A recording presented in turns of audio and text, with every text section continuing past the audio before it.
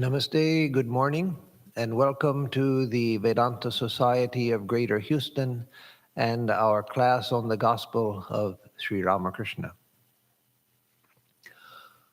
Om Sarva Jiva Papanasha Karanam Bhaveshwaram Swikritang cha garbhavasa deha bhashamidrisham Yapitam swalilaya cha yena divya jivanam Yapitam swalilaya cha yena divya jivanam Tannamami Deva Deva Ramakrishnam Ishwaram Om Shri Vivekanandari Satchishya Supujitaya Shri Sharada Devya Virata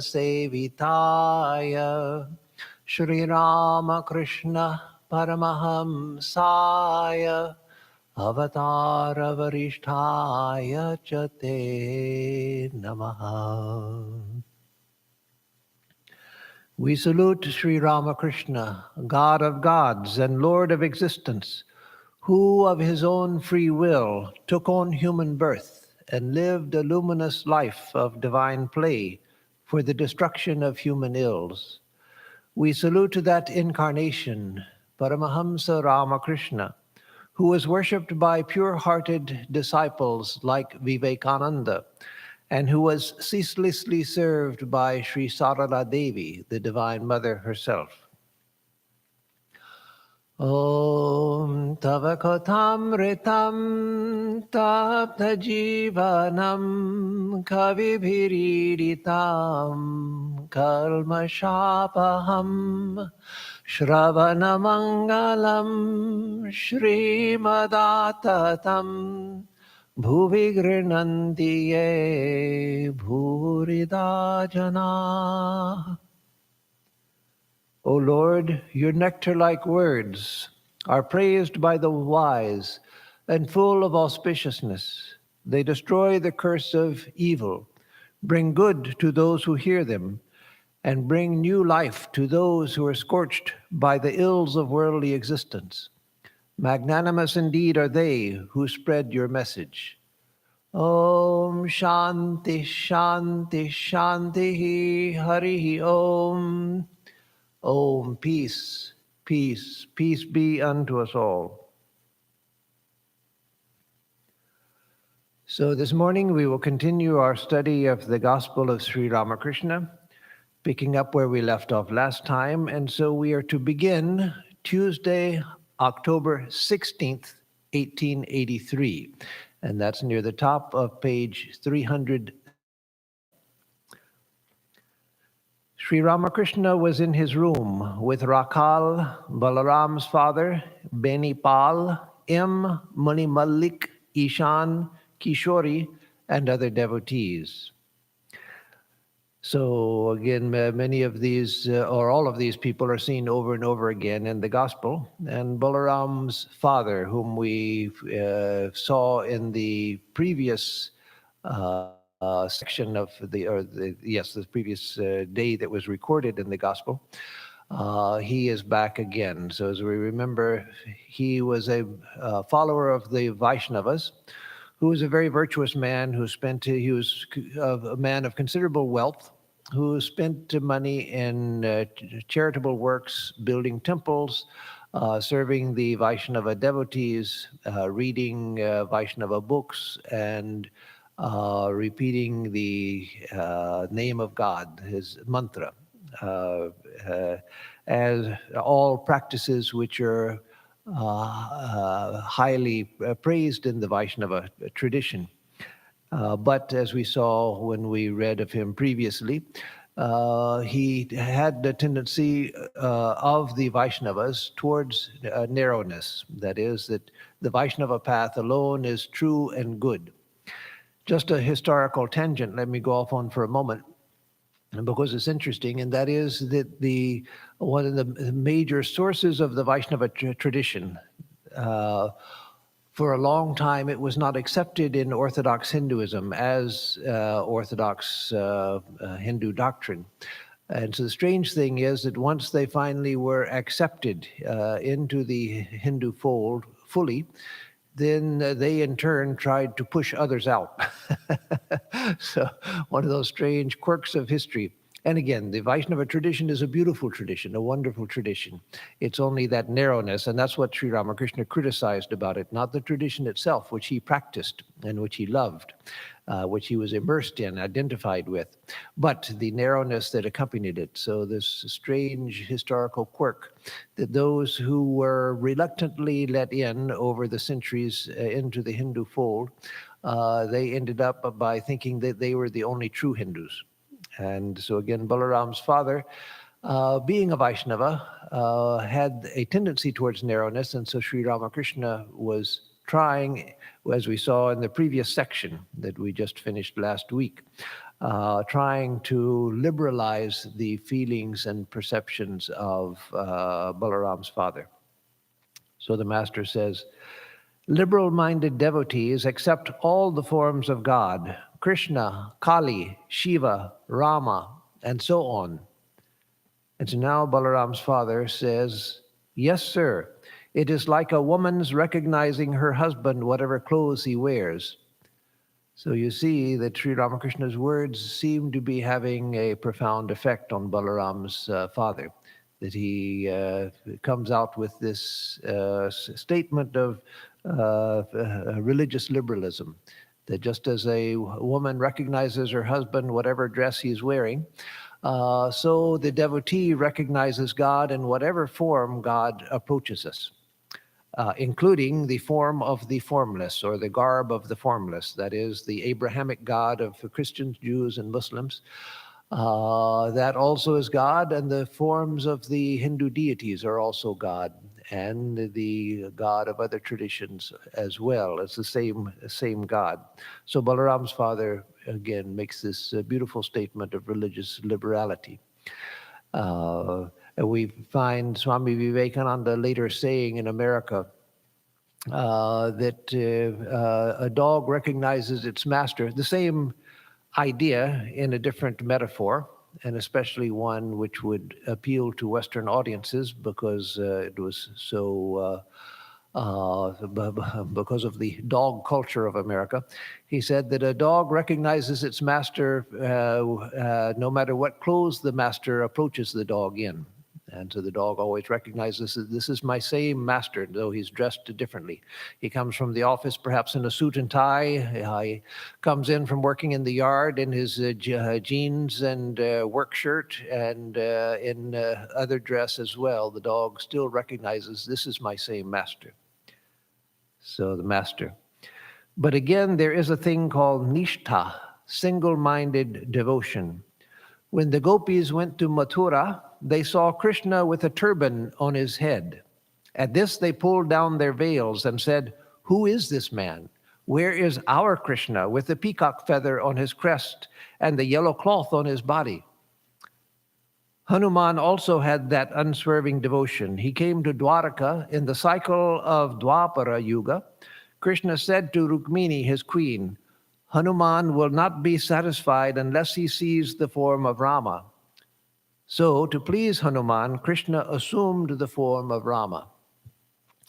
So here Sri Ramakrishna again balances this liberalism that is coming to Balaram's father. Again, he's not, we have to understand the psychology behind the teaching of Sri Ramakrishna.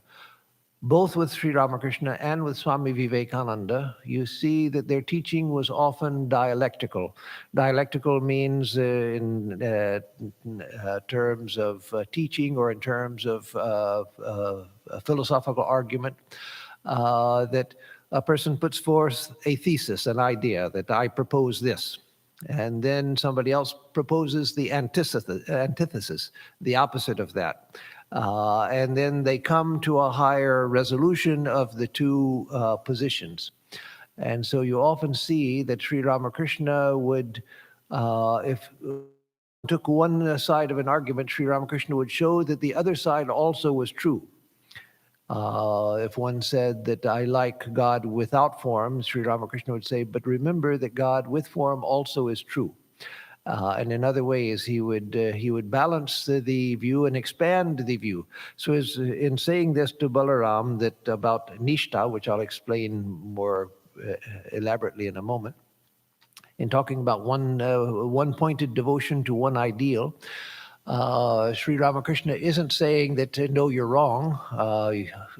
He had just been, some days before, trying to get Balaram's father to this liberal outlook, and now his father states this liberal outlook. So Sri Ramakrishna wasn't disagreeing with that. He was saying that also, yes, once you have that liberal outlook, one has to understand that there's something called Nishtha.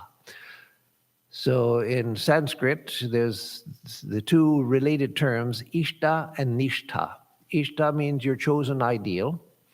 And so Sri Ramakrishna had been trying to get Balaram's father to recognize that God appears in all of the different Ishtas, the different chosen ideals. One person might prefer Kali, another person might prefer Shiva, another might prefer Krishna, another might prefer Rama, another might prefer the formless God, like in the Abrahamic traditions. And all of those are good.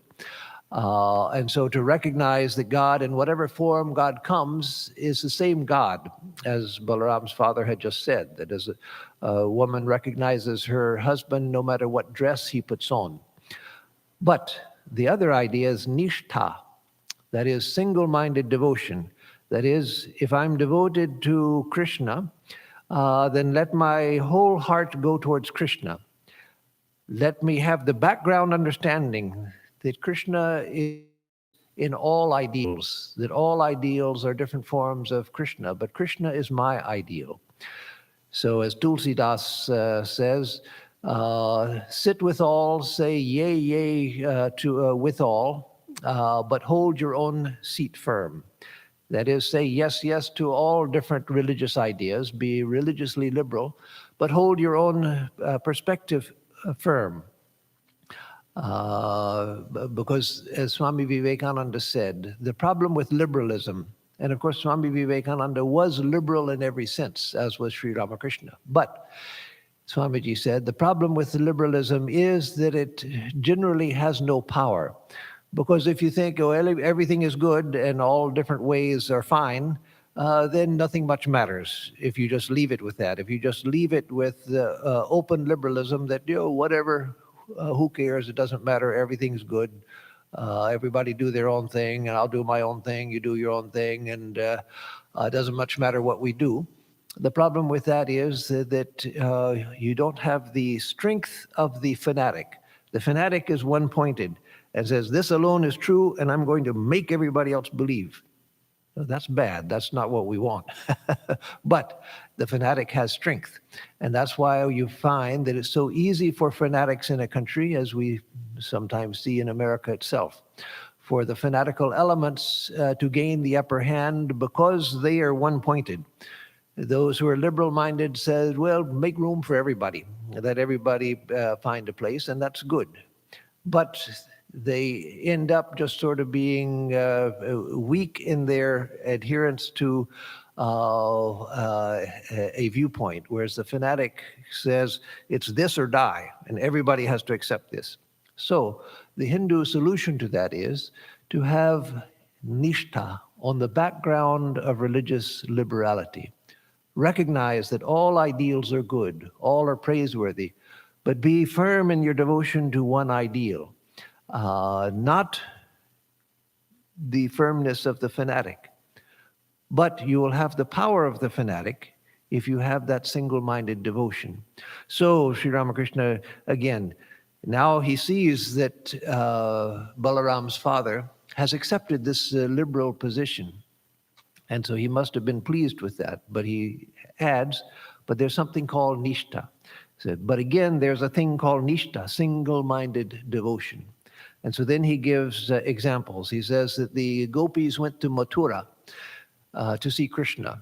So, you know, in the story of Krishna's life, he spent his early years, his childhood years, in Braja and Vrindavan, playing with the gopas and gopis, the cowherd boys and cowherd girls.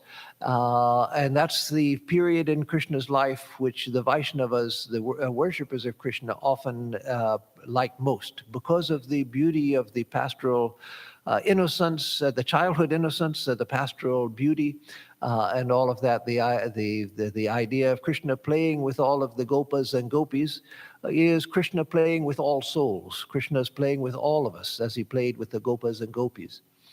So the gopis, when Krishna went to Mathura to kill the evil king Kamsa and to give Ugrasena back his throne, and then he stayed on in Mathura before he much later went on to Dwaraka. So by this time, Krishna was maturing. And so in Mathura, he was wearing a turban and wearing the dress of the court. And so the gopis came to see him and saw him with a turban. And so, as traditional Indian women used to do, I've seen it many times in my life in the villages, when women would see a man, and they would cover their face with their shawl, pull the shawl down over their face out of what do you call it? Modesty. I should know that word. Out of modesty. And so when they saw Krishna with a turban, they pulled the veil over their shawl over their face to hide it out of modesty, and said, "Who is this man?" Of course, they knew that it was Krishna, but they say, "We want our Krishna." That is, our Krishna is the Krishna wearing a simple yellow cloth and a peacock feather on his head. And so that's our Krishna. So again, that is an example of Nishta, that they didn't want this man in a turban who was sitting in the court. They knew the child Krishna with the peacock feather and the yellow cloth. And then he says that Hanuman appeared in the Dwapara Yuga. So Rama had been in the Treta Yuga, the previous Yuga, before the previous age, historical age, epoch. And then in the next age, long age, came Krishna, according to traditional belief. And so Hanuman, who was a Chirajiva, that is, the one who doesn't give up his body as we ordinary jivas do, but he, like Narada, continues to live to the present day. And so Hanuman appeared in Dwaraka, the royal city of Krishna, in the Dwapara Yuga, the yuga in which Krishna was living. At the end of Krishna's life started the Kali Yuga, the age that we live in now. And again, you may or may not accept anything about the yugas, but that's the traditional belief. So Krishna says to his queen, Rukmini, that Hanuman is coming, but look, he won't be satisfied seeing me, even though Hanuman himself said that it's the same divine being who appears as my Rama and Krishna and others. But as for me, it's only Rama who that my heart longs for. And so Krishna, knowing that about Hanuman, says to his queen that he will not be satisfied seeing me. He'll only be satisfied if he sees Rama. So Krishna changed his appearance, being a divine incarnation. He changed his appearance into that of Rama, so that Hanuman would be satisfied. So again, that's the idea of Nishta. Not that Hanuman didn't know that God appears in many forms. He did, but his heart was fixed on Rama. It's not that the gopis didn't know that God, they had seen that Krishna is everything. Krishna is in everything and Krishna is everything. But their heart was fixed on the child Krishna with the peacock feather on the crest of his head. So then Sri Ramakrishna continues, "But my dear sir, I am in a peculiar state of mind. My mind constantly descends from the absolute to the relative, and again ascends from the relative to the absolute. So that's a peculiar state of mind indeed. That is a peculiar state that we would be very lucky to have. That is rarely seen, mainly seen in the possible with the incarnations, and even with the incarnations, it's rarely seen. You see someone like Ramana Maharshi, who is a great realized soul, a very great realized soul. But he remained in the aware of the absolute. That was where he stayed. You see others who remain in the state of an ecstatic devotee. But Sri Ramakrishna, he would go to the absolute and return to the relative, aware of this world, but not as we're aware of it, not of this world of illusion, but he would see the world as a mart of joy, as he said, Ananda Bajar, a mart of joy, full of the play of God, where everything was filled with God and the divine Leela, the divine play. And then he would go back to the absolute. So he'd come on a daily basis. He would go from the ultimate non-dual state to the relative awareness, to the non-dual state to the relative awareness. So he says that I'm in a peculiar state of mind indeed. He continues, the attainment of the absolute is called the knowledge of Brahman, but it is extremely difficult to acquire. A man cannot acquire the knowledge of Brahman unless he completely rids himself of his attachment to the world. When the Divine Mother was born as the daughter of King Himalaya, she showed her various forms to her father. The king said, I want to see Brahman.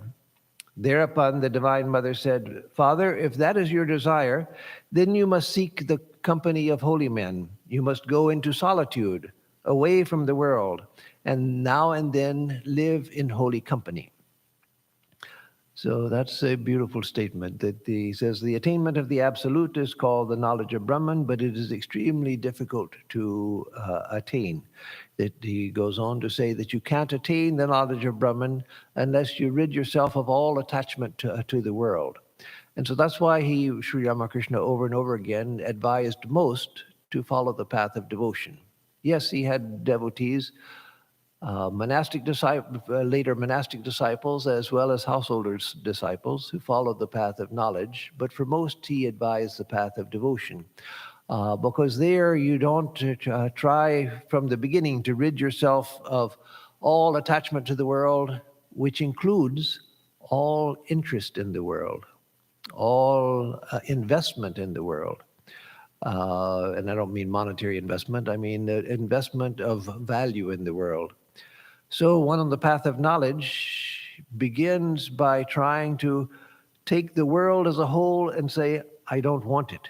Push the whole thing away. I don't want it. I want to remain as the self.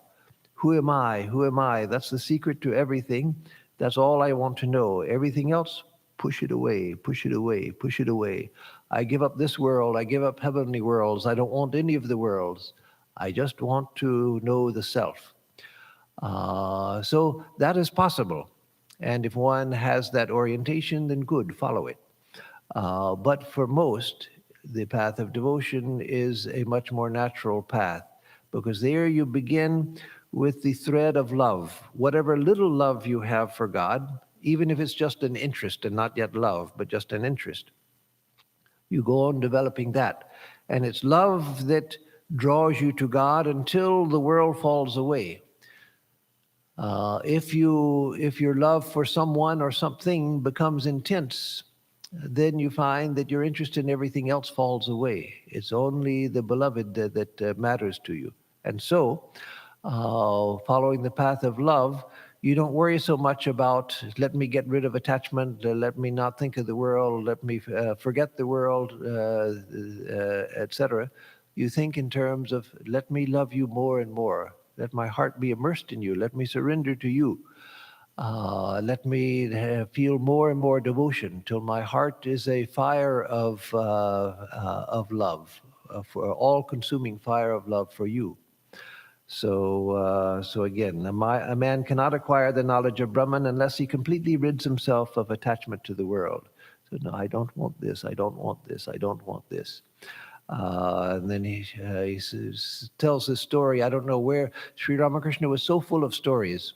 Some of them came from the scriptures. Of course, his metaphors and analogies and things, those were from his own observation. But when he comes to a story like this about when the Divine Mother took birth as the daughter of King Himalaya, then where he gets these stories from, I don't know. Whether it may be that in some Purana the story is told, or he had met so many holy people coming through Dakshineshwar, and in his travels through North India from what's now Bangladesh to Brindaban.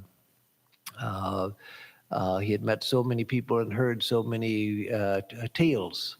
So again, who knows where he got this story. But when the Divine Mother was born of King Himalaya. So again, that's a mythological tale, very pertinent to the present day because Durga Puja is coming, Navaratri is coming, and that's the story behind the Durga Puja, that the Divine Mother was the daughter of King Himalaya.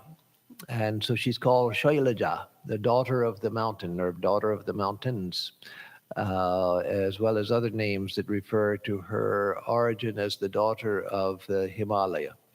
And it says that when she was born as the daughter of King Himalaya, a mythological king, identified with the mountain range, then she revealed her divine forms to her father. That is, perhaps Kali, Lakshmi, Saraswati, and many, many other forms of the Divine Mother she revealed to her father. But her father said, I don't want all of that. I want to realize Brahman. That is, I want to follow the path of knowledge and attain to the knowledge of the Absolute. So then she tells him this, that if that is your desire, Father, then you must seek the company of holy men, sadhu sangha. You must go into solitude, away from the world, and now and then live in holy company. That was, of course, the last one is the same as the first. So basically, keep holy company and go into solitude and meditate in solitude. So that was her advice, because if one wants to realize the absolute, again, one has to practice giving up all attachment to the world. So let me say, since I said that in the path of devotion, that the emphasis is on developing love for God, not on thinking about what you have to give up. But that also has its place in the path of devotion. It's just that that's not of prime importance. But for a devotee also, lessening attachment, weakening attachment, consciously giving up attachment, that also has an important place in the path of devotion.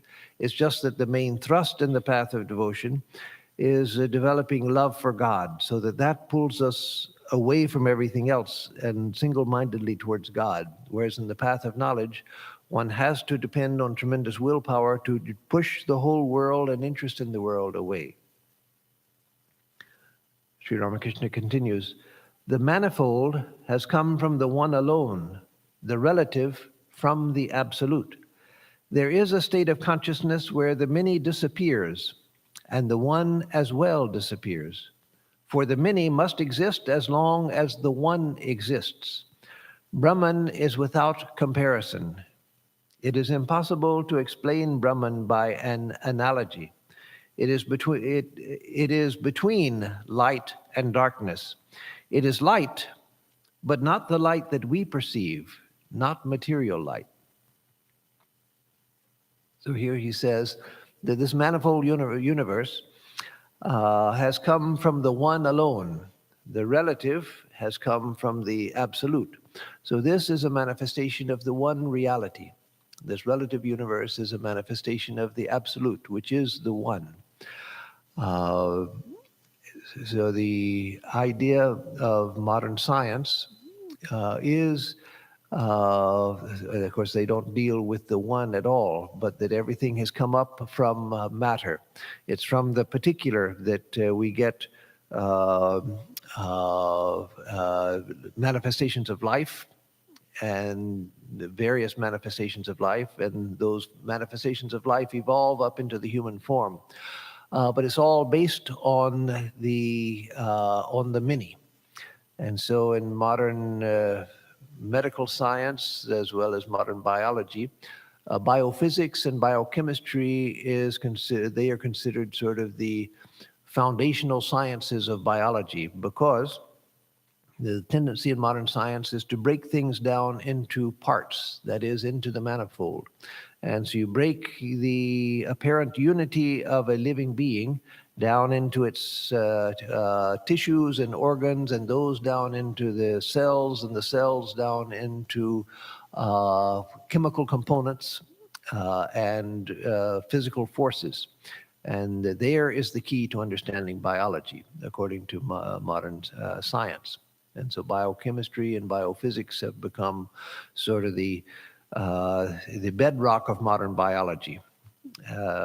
But the idea of Vedanta, and it's not just an idea, it's a realization, is perceived in direct experience, is that it's from the one that the many have come, from the absolute that the relative has appeared.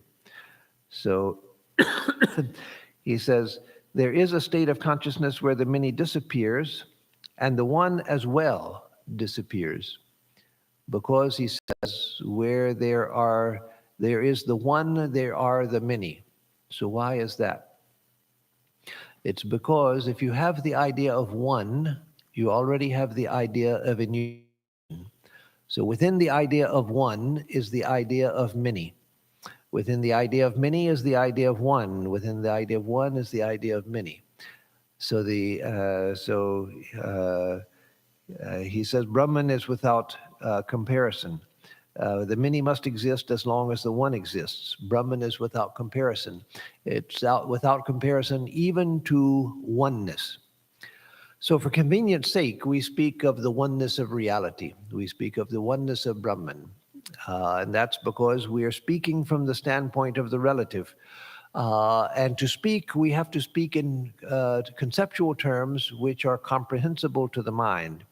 So the mind can understand oneness. It can't understand that which is beyond oneness, where oneness itself disappears, where the many and the one both disappear. Because there is no concept, there is no word, there's no analogy, there's no symbol, there's no metaphor. And as Sri Ramakrishna says here, it is impossible to explain Brahman by analogy. That is, by analogy or by metaphor or by simile, it's impossible to explain Brahman, because Brahman is beyond all mental categories, all possibilities of thought. So when you come to the one itself disappears. And then he says, it is between light and darkness. And then he says that it is light, but not this light, not material light. It is light. When you realize the light of Brahman, then you know what real light is. This is material light that we see. And in the mind, we can picture light. I can picture a light within the heart or between the eyebrows or wherever I want to. That's mental light. But the light of Brahman is not like either one. It transcends both. It's not comparable to either one, except that when one realizes the light of Brahman, one knows that it is by analogy. Again, all analogies fail, but when one comes back from that state, one compares it to light, because it's that which illuminates everything. It's that in which everything appears, and without which there is nothing. And so it is called light, but not the light that we perceive, not material light, he says.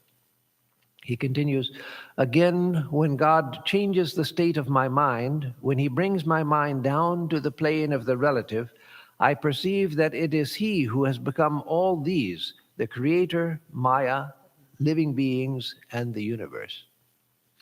So when God changes my mind and brings my mind down to the relative plane, that is, when his mind comes, Sri Ramakrishna's mind comes from the absolute to the relative plane, he doesn't come back to the relative plane as we perceive it. We perceive it through ignorance, where we see ourselves separate from everything, other things separate from each other, all of it clouded by a thick cloud of ignorance where we're not sure what anything is, we're not sure who we are, we're not sure why we're here, and we certainly don't see God. We may believe in God, but it's belief, it's not perception. He says when he comes down to the plane of the relative, Sri Ramakrishna says, I perceive that it is he, that divine being, who has become all of these, the creator, Maya, living beings. That is, that reality has become the creator, meaning has become God. So the idea in Vedanta of God, of the personal God, is that when you have a universe and living beings, you have God as well. They come together. That in the absolute, even the idea of God disappears. The personhood of God disappears. The idea of God as the infinite reality that we relate to, that disappears. There's just the silence of the absolute. But when you come here, when you have a world and living beings, you have God as well. And the absolute has manifested as all. God is the absolute, living the absolute, and the world in which we all exist is the absolute. The absolute manifests as all. But if you have a world, you have God. And so he continues, again, sometimes he, God, shows me that he has created the universe and all living beings. He is the master and the universe his garden. So the difference when we have a universe and we have living beings, we have you and me, and we have God, the difference between God and us is not that God is one among all of these. There's the physical universe, there are living beings, and then there's another guy called God who comes along with the whole thing. No, God is the reality and master within all of that. The absolute, when seen from the perspective of the universe, is God, the personal God. And so Sri Ramakrishna says, he shows me, that is, that infinite reality shows me that he has become the master and this universe is his garden. He is the master and the universe and all its living beings belong to him. That is knowledge. And I am the doer, kartaham, I am the doer, I am the guru, I am the father. That is ignorance. This is my house, this is my family, this is my wealth, these are my relatives. This also is ignorance. So he says that God is the universe, God is the master in the universe and its living beings belong to him. That is knowledge. So the knowledge of the devotee, or the knowledge of the jnani when he returns to see the universe. Then we see that infinite absolute reality, which manifests as the universe and living beings and as the personal God.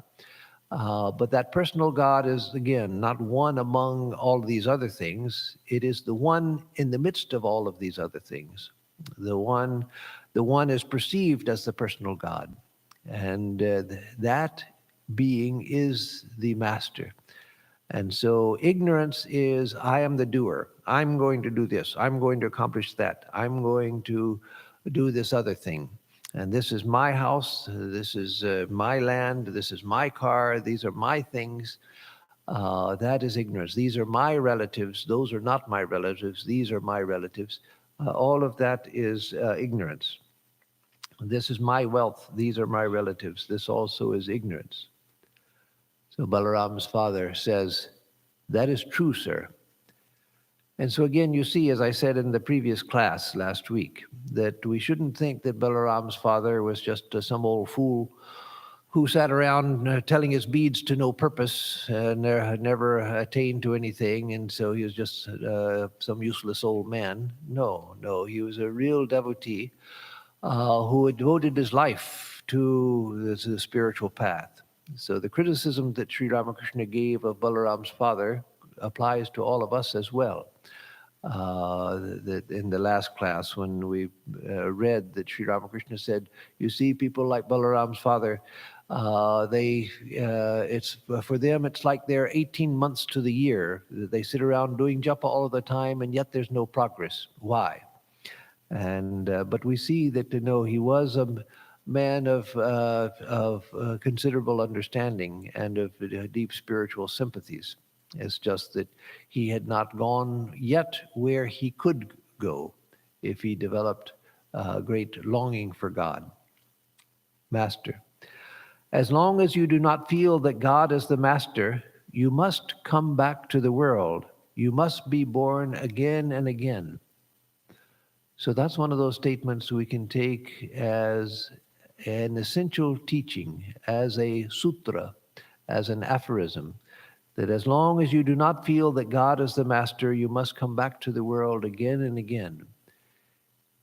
When we get tired of birth and rebirth, we get tired of coming back again and again, and we want to get out of the whole thing. Once we feel that, no, I've played enough, I want to go home, I don't want to play anymore, then these statements become extremely meaningful, because this is the way he's showing that when we feel that God is the doer, not I, but God is the doer, God does everything,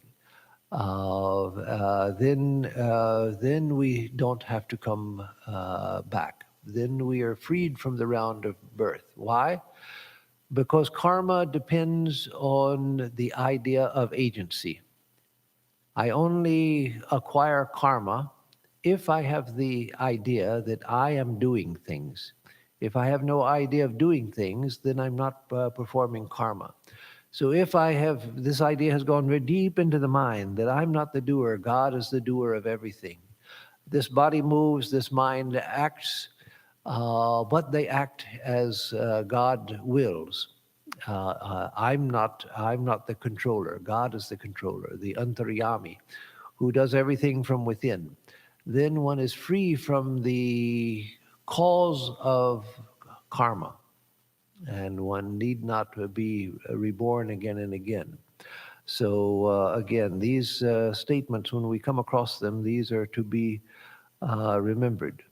There will be no rebirth when you can truly say, "O God, thou art the master." As long as you cannot say, "O Lord, thou alone art real," you will not be released from the life of the world. We'll have to come back again and again until we have that deep conviction, even better realization, but at least the deep conviction that God alone is real. When that becomes the dominant idea in our mind, and it begins to change our very perception of the world, then our cycle of transmigration within samsara is coming to an end. This going and coming, this rebirth, this going and coming means dying and being reborn. This going and coming, this rebirth is inevitable as long as we don't have this conviction. There will be no liberation as long as we have not come to this conviction. Further, what can you achieve by saying, "It is mine"? Oh, this is my thing. The manager of an estate may say, "This is our garden. These are our couches and furniture." But when he is dismissed by the master, he hasn't the right to take away even a chest of worthless mango wood given to him for his use. So mango wood is not good lumber. It doesn't make good lumber. It's weak wood. It doesn't have a fine grain, doesn't have a fine structure. And so it's used for cheap crates and things like that. So he says that the manager of an estate, if he's dismissed by the owner, then he can't take anything from the estate. Even the useless crate of mango wood that was given to him for storing his things, he can't even take that. So it is mine, he says, what is the use of saying it is mine? I'm often struck, it still strikes me as strange. I understand it, and I understand why it's done, and it's done for a purpose, a practical purpose, but I'm still struck every time I go to a store and a simple sales clerk, I asked them about some product, and they said, well, right now I don't have that, sir. I'm sorry, I don't have that, but I do have this. And I think, you don't have anything. And I'm not putting, I mean, mentally, I'm not putting down the clerk saying you're worthless. The manager has it. No, the manager doesn't have it. The owner of the company doesn't have it. They say that, of course, they're trained to say that because it's everywhere. Everywhere you go now, the salespeople always talk as if everything in the store belongs to them. They're trained to say that because customers want to speak to somebody who has authority. Otherwise, they'll always be asking for the manager, and then the manager will have no peace. So they train the salespeople and the cashiers and everybody to say, I have this and I don't have that, and to always have this sense of ownership over the store. But though one might be a sales clerk and have to do that because they're trained and it's expected and everything, one has to know that, no, I don't own anything here. If I'm fired, I can't take anything.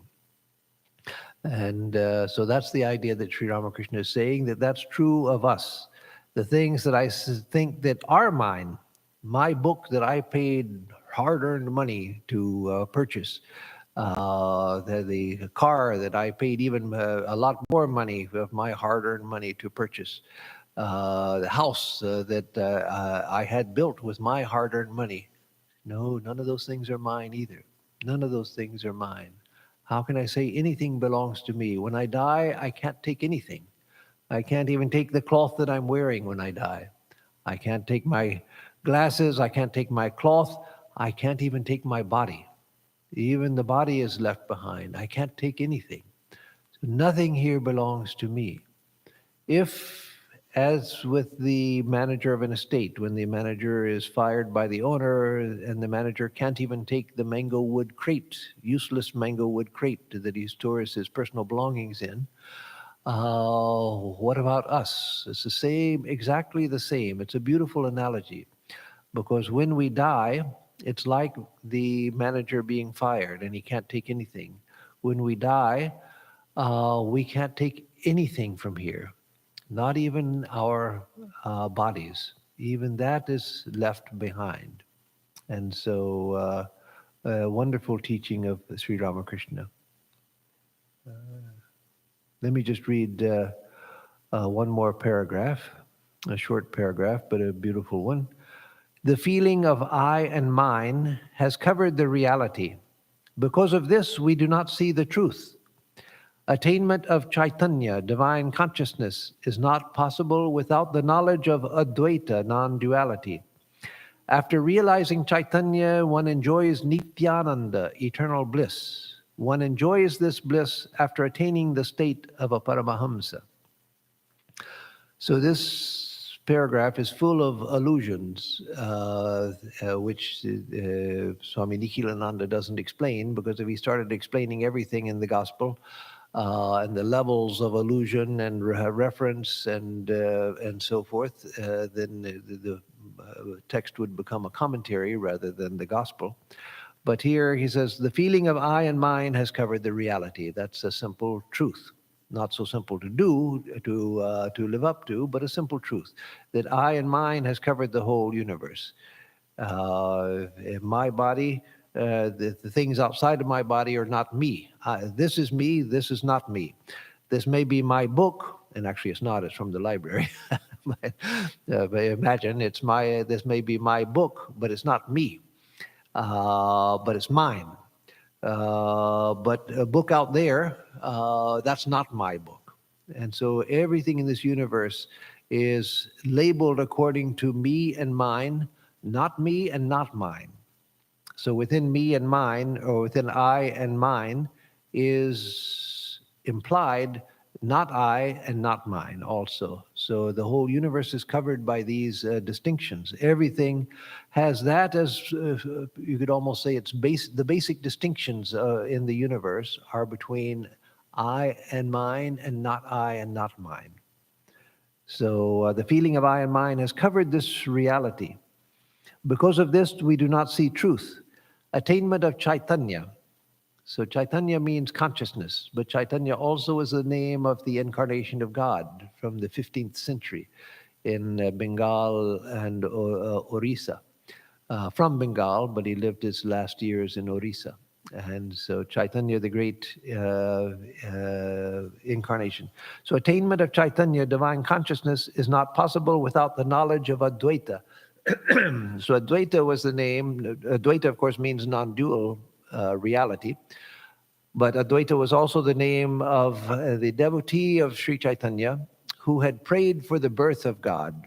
Advaita, it said, saw the miserable state of the world. And he prayed, "Oh Lord, you said that whenever Dharma declines and irreligion prevails, then you will body yourself forth. So how can things get any worse than they are now? Please, please take birth for the salvation of all."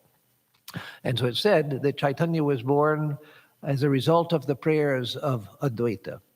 So again, the attainment of Chaitanya, divine consciousness, is not possible without the knowledge of Advaita, non-dualism. After realizing Chaitanya, after realizing divine consciousness, one enjoys Nityananda, eternal bliss. And Nityananda was the companion of Sri Chaitanya. And the two would sing and dance in ecstasy, and crowds of people would follow them, dancing and singing in ecstasy. So Sri Ramakrishna recognized some of his disciples, like Balaram Bose and Master Mahashoy, as members of the party of the Kirtan of Sri Chaitanya. So one enjoys bliss after attaining the state of a Paramahamsa. So if we can attain to that blessed state of a Paramahamsa, a fully realized soul, for whom these have all become not convictions, not concepts, not understanding, not something held with deep faith, though that is very good, but direct realization, direct perception.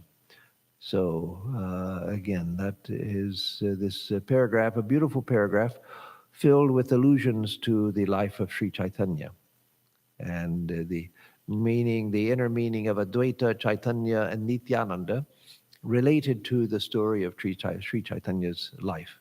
So I'll stop here. And if there are any questions, I'll take them in a moment. But first, for announcements.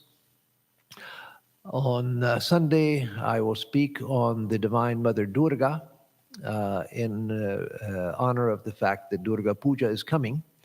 Navaratri is coming, the 9 holy nights when Mother Durga in some parts of India, especially Bengal, is worshipped.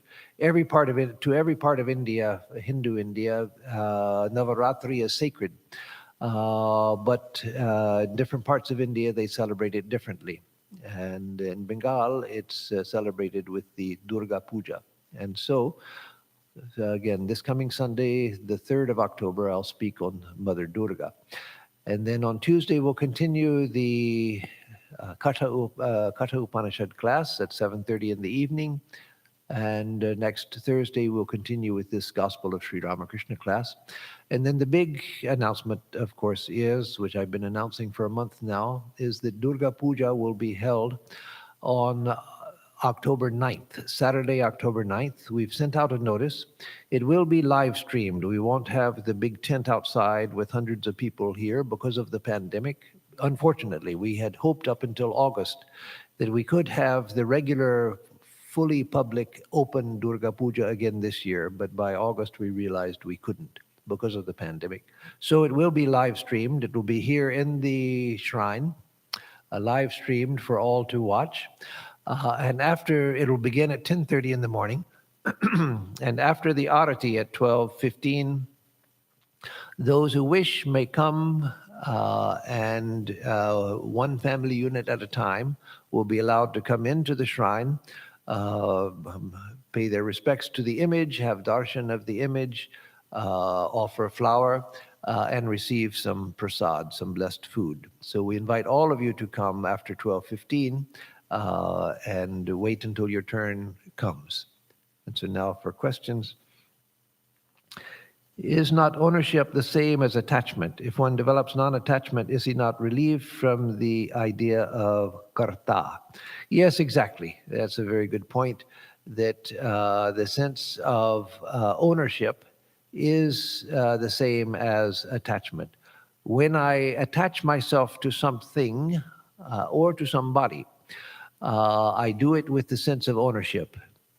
Either it's mine, or if I don't have it, I want it to be mine. So yes, it is the same thing. The things that I'm attached to, if I have them, then I think they're mine. If I don't have them, I think I want to get them for myself. And so yes, the two go together. They are two ways of looking at exactly the same thing. So if we become non-attached, we are losing the sense of mine. And if I begin to lose the sense of being the karta, the doer, I lose the sense of me and mine also, because me and mine are connected to the idea of being the karta, the doer. Karta, again, a Sanskrit word which means the doer. I'm the agent of action. I'm the one who does things. I made this, I did that, etc. So all of this goes together, and it is one can approach it from the idea of attachment or from the idea of me and mine, but you're really talking about exactly the same thing. So unless another question has appeared since that, yes, one did appear. What do you know? Attainment of divine consciousness is not possible without knowledge of Advaita. Is not the latter the highest realization, hence more difficult? Is this referring to Lord Chaitanya? So yes, the good question, as always. Sri Ramakrishna was making a play on words of three main figures in the life of Sri Chaitanya, with three ideas of Chaitanya, divine consciousness, Advaita, non-dualism, and Nityananda, eternal bliss. And so, of course, here he's not saying that we'll do this by devotion or knowledge or anything. He's talking in terms of principle and making an analogy between these three. So Advaita, yes, that's the state of non-dualism. And when one attains to pure Chaitanya, pure consciousness, that is the state of non-dualism. And that is Nityananda, that is eternal bliss. But he's not denying the things that he's said many, many times all through the gospel, that for most people, the path of devotion is the natural path. Not for everybody, again, because that's why there are different paths, and that's why Sri Ramakrishna over and over again says all paths lead to God. There are different paths. Within devotion, there are different paths, and other than devotion, there are paths as well, including the path of knowledge. But when one attains to pure consciousness, one has attained to that which is Advaita. So here he's not talking about, well, that's what everyone should aim for. He's just making that analogy with the name of Chaitanya and the name of his devotee, Advaita. But of course, in the context that he's speaking, he's speaking of the getting rid of the sense of I and mine, and he's also just been speaking about it's from the one that the manifold has come, and yet when one goes to the one, giving up the manifold, then even the idea of oneness disappears as well. So he's been speaking both of devotion and of the path of knowledge. And so here he's giving a beautiful analogy which uses the names of the great exemplars of the highest devotion as exemplars of the highest attainment of non-dual knowledge. And so it's a play between the two. So he's not saying that one should approach non-dual knowledge and forget about devotion. No, that's not the idea, of course. So with that, I'll close, and let me give the closing chant, and Hope to see you all next week. And those of you who live close enough, we hope to see you on Durga Puja day also. Om Niranjanam Nityam Anantarupam Bhaktanukampa Dhrita Vigraham Vai Ishavataram Parameshamidyam Tam Ramakrishnam Shirasa Namama.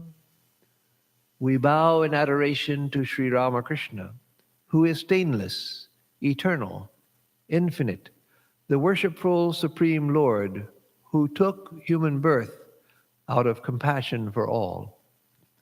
Om Shanti Shanti Shanti Harihi Om Tat Sat. Om peace, peace, peace be unto us and to all the beings of the universe.